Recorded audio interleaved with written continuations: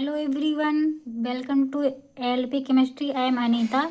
हम लोग पढ़ रहे हैं हाइब्रिडाइजेशन टॉपिक, जो कि इसके पहले काफ़ी चीज़ें पढ़ चुके हैं। जो लोग नहीं देखे हैं वो लोग जाके देख सकते हैं, प्लेलिस्ट में वीडियो पड़ी है। और सर्च करेंगे एएलपी केमिस्ट्री पीजीटी या फिर एएलपी केमिस्ट्री फर्स्ट सेमेस्टर, कुछ भी डालेंगे तो आ जाएगा वो। अगर आप हाइब्रिडाइजेशन के बारे में अच्छी तरह जानना चाहते हैं तो शुरू से वीडियो देखिए। हम बहुत अच्छे से समझे हैं, उसमें सब लोग बहुत अच्छे से देखे हैं। तो फिर अब इसके आगे बढ़ते हैं। अभी तक हम पढ़ रहे थे हाइब्रिडाइजेशन, उसमें हम कहीं कहीं बोल रहे थे उसका शेप और ज्योमेट्री। तो शेप ज्योमेट्री का क्या है, जिसे हम ये बता रहे थे, जब ज्योमेट्री रहता है उसमें अगर किसी मॉलिक्यूल में लोन पेयर है और बॉन्ड पेयर है, दोनों हैं, तो दोनों को इंक्लूड करेंगे तो ज्योमेट्री होता है। लेकिन यदि लोन पेयर को निकाल देंगे, केवल बॉन्ड पेयर जो रहता है उसको इंक्लूड करेंगे, उसको देख के स्ट्रक्चर बताएंगे, तो वो शेप होता है। तो उसी को हम थोड़ा सा डिटेल में जानेंगे। जैसे देखिए, मतलब determine the shape of molecule. Molecule कोई भी रहेगा तो उसके शेप को हम कैसे पहचानेंगे, तो दो तरीके से होता है। एक ये हम बताएं जिसमें शेप को इंक्लूड करेंगे, एक ये है जिसमें लोन पेयर इंक्लूड करेंगे, और एक रहेगा जिसमें लोन पेयर इंक्लूड नहीं करते हैं। तो ये है जैसे टाइप ऑफ हाइब्रिडाइजेशन। तो ये क्या कह रहा है, the type of hybridization decide the shape of molecule. Hybridization जो है वो किसी भी मॉलिक्यूल का शेप डिसाइड करता है। इसमें क्या होता है कि इसमें लोन पेयर नहीं रहता है, केवल जो हाइब्रिडाइजेशन आता है उसी के अकॉर्डिंग हम शेप बता देते हैं। फिर आगे क्या है, if sp hybridization take place and molecule is of the type of Ab2, whereas the atom A is central and surrounded by two B atom, then molecule form linear shape। मतलब A जो रहेगा इसमें central molecule जो है ए है। अगर हम इस टाइप की मॉलिक्यूल ले लिए जैसे ए बी टाइप की, तो जैसे देखिए हम कोई अगर ए बी टाइप का मॉलिक्यूल लिए, ए बी टू टाइप का, तो ये जो रहता है, एक पहचान इसका और है जो सबसे कम होता है और मोर इलेक्ट्रोनेगेटिव होता है, तो वो सेंट्रल एटम होता है। और ये देखिए इसके दो हैं, दो बॉन्ड फॉर्म करेंगे, इसके दो मॉलिक्यूल हैं बी के, तो ये जो है ये सराउंडेड एटम हो जाएगा। ये एक है, ये सेंट्रल एटम हो जाएगा। ये सेंट्रल एटम है। इसमें ये कह रहा है कि यही बोला कि ए सेंट्रल एटम है और बी जो है सराउंडेड एटम है। तो इसमें क्या होता है, देखिए वो जो स्ट्रक्चर फॉर्म करेगा वो लीनियर होगा।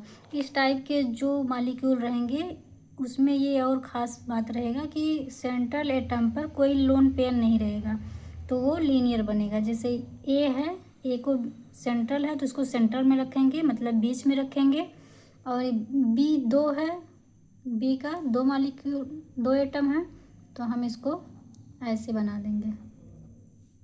ऐसे बना दिए तो ये कैसे दिख रहा है, लीनियर। इसका एंगल कितना होगा 180 डिग्री।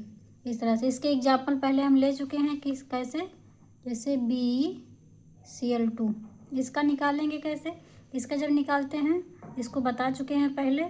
तो ये रहता है बेरिलियम, इसके पास दो इलेक्ट्रॉन होते हैं और ये बॉन्ड फॉर्म कर लेता है क्लोरीन के साथ। क्लोरीन के पास 7 इलेक्ट्रॉन होते हैं, बाय आउटर मोस्ट इलेक्ट्रॉन 7 होते हैं। तो ये एक इलेक्ट्रॉन से ये बॉन्ड फॉर्म करता है और ये इधर से बॉन्ड फॉर्म करते हैं। इसके पास कितने रहते हैं, 7 इलेक्ट्रॉन रहते हैं टोटल, तो 7 इलेक्ट्रॉन ऐसे। इसके पास 2 ही रहते हैं, तो ये अपना एक इलेक्ट्रॉन शेयर करता है, ये भी अपना एक इलेक्ट्रॉन शेयर करता है, एक बॉन्ड बना लेते हैं। इसका तो ऑक्टेट कंप्लीट हो जाता है ये दोनों का, क्योंकि साथ साथ रहते हैं इलेक्ट्रॉन, एक इलेक्ट्रॉन और लेके कंप्लीट कर लेता है, जिसका 8 इलेक्ट्रॉन होता है वो ऑक्टेट रूल को फॉलो करता है। ठीक, इसका देखिए फार्मूला होता है,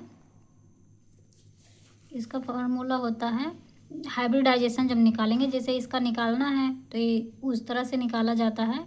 ये आउटर मोस्ट इलेक्ट्रॉन जो रहता है उसको निकालेंगे, जैसे इलेक्ट्रॉनिक कॉन्फ़िगरेशन की आउटर मोस्ट इलेक्ट्रॉन जो होते हैं उसमें इलेक्ट्रॉन जो परसेंट रहते हैं, अगर अनपेयर्ड नहीं है तो अनपेयर्ड कराते हैं, फिर उसको बॉन्ड फॉर्म करते हैं, उससे भी पता लगाते हैं हाइब्रिडाइजेशन क्या हुआ। लेकिन अगर इस पे रख देंगे, इस फार्मूले पर, इसको मत देखिएगा, इस पे रख देंगे, आप इसको लिख सकते हैं, लिख लीजिए, काम ना आएगा ये, तुरंत सेकंडों में निकलेगा इससे। देखिए पहले निकालते हैं हम स्टेरिक नंबर, स्टेरिक नंबर। अब ये क्या है, बेरिलियम का अगर निकालना चाहें तो बेरिलियम का है, देखिए बेरिलियम Cl2, यदि बेरिलियम Cl2 का निकालेंगे स्टेरिक नंबर, पहले इसका निकालेंगे कितना आता है, देखिए स्टेरिक नंबर इक्वल टू, ये क्या लिखे हैं, balance electron of central atom. Central atom आपको पहचानना पड़ेगा कौन है, तो ये है हमारा सेंट्रल एटम। इसकी बैलेंसी कितनी होती है, बैलेंस इलेक्ट्रॉन हम पहले पढ़ चुके हैं 2 होता है, ये हमें आना चाहिए। ये जो हाफ है इसको हम ऐसे ही लिख देंगे, हाफ, एंड इसका बैलेंस इलेक्ट्रॉन 2। और ये क्या है, mono bonded atom, mono bonded atom, ये देखिए क्लोरीन, ये मोनो बॉन्डेड ही बनाता है ना, यहाँ पे देखिए, ये देखिए जो बनाए हैं, मतलब जो सिंगल बॉन्ड से अटैच रहेगा वही मोनो बॉन्डेड कहलाता है। तो कितने मोनो बॉन्डेड हैं, 2 हैं, तो प्लस के बाद कितने रहेंगे, 2। अब उसके बाद क्या है, माइनस कैटायन, कैटायन मतलब कभी कभी प्लस चार्ज लगा रहता है तो उसको माइनस कर देंगे। प्लस एनायन, माइनस चार्ज रहता है तो वहाँ पे उसको ऐड कर देते हैं, जैसे कि अगर इस तरह से इसका निकालना चाहें NH4 प्लस, तो इसमें प्लस है तो ये प्लस अगर रहेगा इसका निकालेंगे तो वहाँ पे इसको माइनस कर देंगे। और कभी कभी एनायन रहता है, एनायन रहेगा तो वहाँ पे जैसे किसी चीज़ का निकाल रहे हैं, SO3 का कर दें, SO2 कर दें या फिर निगेटिव, तो ये निगेटिव जो आ रहा है इसको जोड़ देंगे और पॉजिटिव रहेगा तो इसको निगेटिव कर देंगे, मतलब प्लस को निगेटिव, निगेटिव को प्लस, मतलब प्लस को घटा देंगे और जो घटा निगेटिव चिन्ह लगा है ये साइन निगेटिव का, इसको हम जोड़ देते हैं। तो निकाल रहे हैं हम इसका, तो इसको देखिए, इसको देखेंगे तो ऐसे रहेगा, ये हुआ हमारा balance cell electron central atom का। फिर मोनो बॉन्डेड एटम 2 हैं तो 2 लिखा। अब इसमें कोई निगेटिव और पॉजिटिव तो लगा नहीं है तो उसको हम ऐसे छोड़ देंगे। अब ये कितना आ जाएगा हमारा 1/2 × 4, ये हो जाएगा 2 दूना 4, कितना आया 2। अब कहीं पे भी अगर 2 नंबर आ रहा है मतलब यही हुआ स्टेरिक नंबर इसे बोलेंगे, अगर ये 2 आ रहा है तो वहाँ पे कितना होगा उसका हाइब्रिडाइजेशन sp। अगर यहाँ पे 3 आ जाएगा तो हो जाएगा sp2, अगर यहाँ पे 4 आ जाएगा तो ये हो जाएगा sp3। ऐसे उसको निकालने में बहुत आसान है, इसको आसानी से निकाल सकते हैं, ठीक है, इस तरह से। तो जैसे इसका हम अगर निकालना चाहें, यहाँ पे देखिए, इसका निकालना चाहें, पहले इसका स्टेरिक नंबर निकालेंगे, क्या रहेगा, हाफ, ये आ जाएगा। इसके आउटर मोस्ट इलेक्ट्रॉन जो होते हैं कितने होते हैं, 5। ये सब हमें जानना है, अगर जानेंगे तभी निकाल पाएंगे, नहीं तो नहीं निकाल पाएंगे। अभी हम इसका स्ट्रक्चर तो नहीं बताए हैं पीछे, लेकिन अभी आगे पढ़ेंगे। इसके जब कॉन्फ़िगरेशन करेंगे 1s2 2s2, जैसे देखिए 1s2 2s2 2p, इसका 7 होता है टोटल, तो यहाँ पे कितना आ जाएगा 3। तो इसका देखिए ये इतना जो है ये आउटर मोस्ट इलेक्ट्रॉन है किसका, नाइट्रोजन का। नाइट्रोजन का एटॉमिक नंबर 7 होता है। जब इसका कॉन्फ़िगरेशन करेंगे तो ऐसे रहेगा। फिर इसके आउटर मोस्ट इलेक्ट्रॉन जो हैं ये हैं, मतलब कितना है इसमें 3 ये और 2 ये, 3 2 5, 5 इलेक्ट्रॉन नाइट्रोजन के आउटर मोस्ट में प्रेजेंट होते हैं। इसी को हम बोलते हैं बैलेंस इलेक्ट्रॉन। और किसका? सेंट्रल एटम का। सेंट्रल एटम यही है, तो बैलेंस इलेक्ट्रॉन इसका लिखेंगे 5। उसके बाद क्या है? Mono bonded atom. तो मोनो बॉन्डेड एटम कितने लगे हैं? 4। 4 लगे हैं ना, 4 हाइड्रोजन है, तो यही है मोनो बॉन्डेड। इसको भी एक ही इलेक्ट्रॉन शेयर करके बॉन्ड बनाता है, तो हम यहाँ पे लिख देंगे 4 है तो 4 लिख देंगे। उसके बाद क्या है? Minus cation. माइनस कटायन, जो जितने कटायन रहेंगे चार्ज उतना माइनस कर देंगे। यहाँ पे 1 है तो 1 यहाँ पे माइनस कर देंगे। इस तरह से अगर यहाँ पे 2 होता प्लस प्लस, और कभी कभी इस तरह से +2 लिखा रहता है, इसी के मतलब ये दोनों सेम ही रहेंगे। इस तरह से अगर 2 है तो यहाँ पे हम -2 घटाएंगे, लेकिन अभी के लिए इसका निकाल रहे हैं तो यहाँ पे 1 ही प्लस है तो केवल 1 ही घटाएंगे, ठीक। और यहाँ पे नेगेटिव है नहीं तो नेगेटिव को नहीं लेंगे, उसको छोड़ देंगे। तो ये रहेगा हमारा, क्या आ जाएगा? ये तो सेम ही वैसे हो जाएगा 1/2, और यहाँ पे हमारा है इंटू का निशान। ये कितना हो जाएगा? इसमें से पहले ये दोनों देखिए ऐड करिए, ये हो जाएगा 9। 9 में से 1 जाएगा, बच जाएगा 8, ठीक। 8 और ये हो जाएगा 2, 2 चौक 8। ये कितना स्टेरिक नंबर कितना आया? 4। स्टेरिक नंबर हमारा कितना आया? 4। अभी हम बताएं, अगर स्टेरिक नंबर 4 आएगा तो उसका हाइब्रिडाइजेशन क्या होगा? यहाँ पे देखिए बताए हैं, यहाँ पे अगर 4 आएगा तो sp3 होगा। मतलब ये जो है इसका ज्योमेट्री जो आएगा वो sp3 आएगा। मतलब sp3 हाइब्रिडाइजेशन आएगा, ज्योमेट्री जो रहेगा वो टेट्राहेड्रल रहेंगे। sp3 आ रहा है तो टेट्राहेड्रल होगा। ये कहीं पे भी अगर sp3 आया तो टेट्राहेड्रल होगा। sp2 है मतलब ये ट्राइगोनल प्लेनर है, जैसे हमने bf3 का एग्जाम्पल से देखा है। ये हमारा होगा ट्राइगोनल प्लेनर। और ये sp इज लीनियर, ये लीनियर होता है सीधे, ठीक। इस तरह से फिर ये फार्मूला आप लोग याद रखिएगा, इससे आसानी से तुरंत निकल जाता है हाइब्रिडाइजेशन, ठीक। उसके बाद हम ये देख रहे थे एक टाइप का, ये देखें हाइब्रिडाइजेशन द्वारा कैसे शेप पता करेंगे, शेप कैसे होगा किसी मॉलिक्यूल का, हाइब्रिडाइजेशन द्वारा निकालेंगे। हाइब्रिडाइजेशन निकला, लेकिन ये रहेगा उसमें लोन पेयर को इंक्लूड नहीं करते हैं, तब उसको शेप निकालेंगे। उसके बाद ये देखिए लोन पेयर का, इसमें क्या है? लोन पेयर ऑफ इलेक्ट्रॉन, इसमें है लोन पेयर ऑफ इलेक्ट्रॉन। इसमें क्या है? An other factor which decide the geometry of molecule is the lone pair of electron on the central atom. मतलब सेंट्रल एटम, किसी भी मॉलिक्यूल के सेंट्रल एटम में टोटल कितने इलेक्ट्रॉन प्रेजेंट हैं उसके द्वारा उसमें लोन पेयर भी इंक्लूड रहेगा। टोटल जो इलेक्ट्रॉन रहेंगे और उसमें लोन पेयर भी रहेंगे, उसे हम ज्योमेट्री बोलेंगे।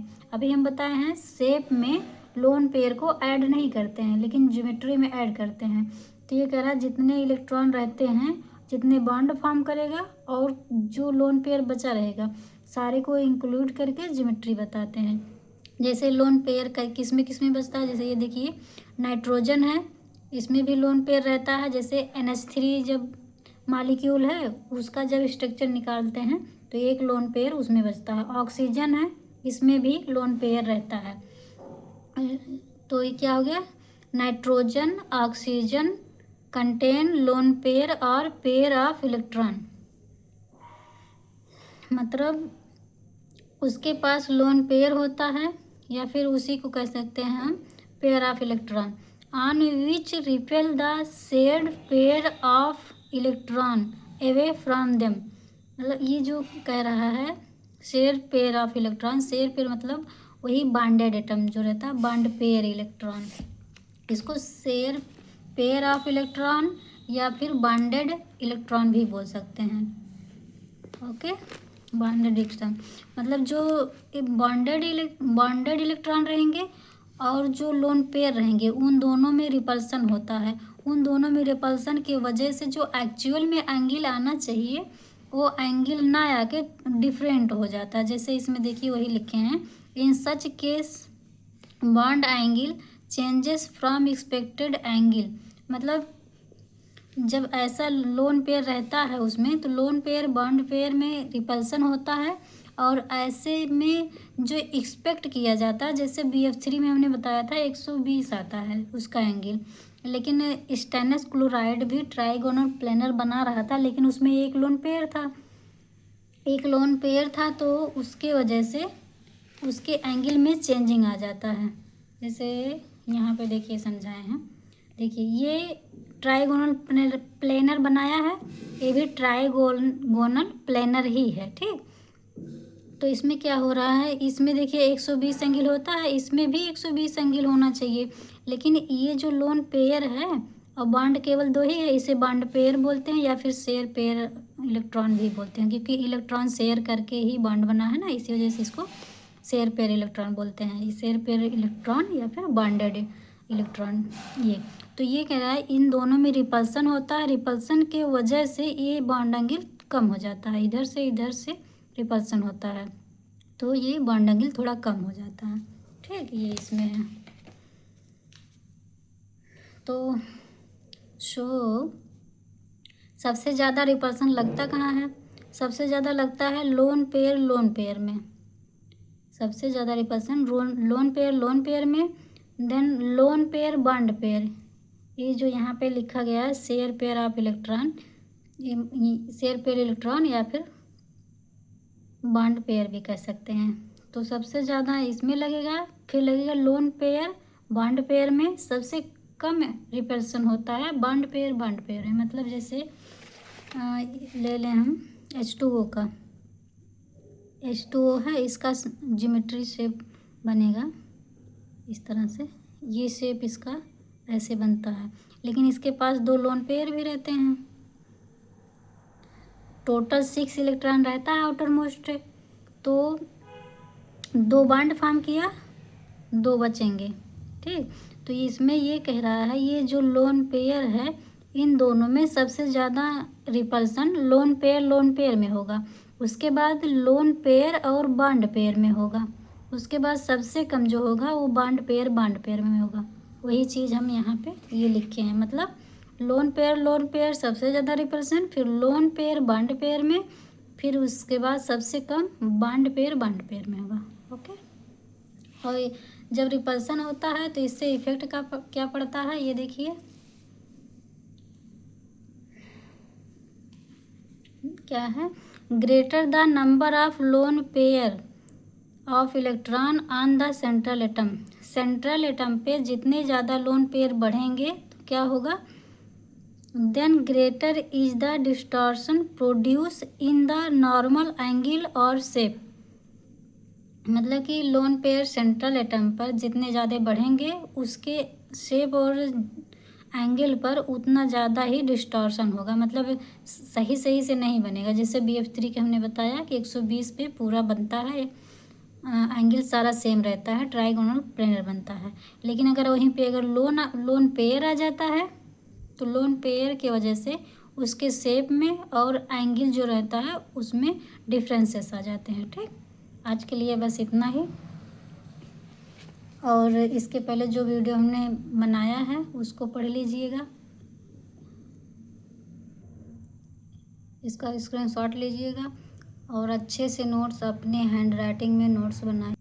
अपने हैंडराइटिंग में नोट्स बनाएंगे ज़्यादा अच्छे से, तब समझ पाएंगे, जितनी बार देखेंगे उतनी ज़्यादा क्लियरिटी होगी। अब नेक्स्ट वीडियो हम देखेंगे बेस पर theory. So thank you, bye bye.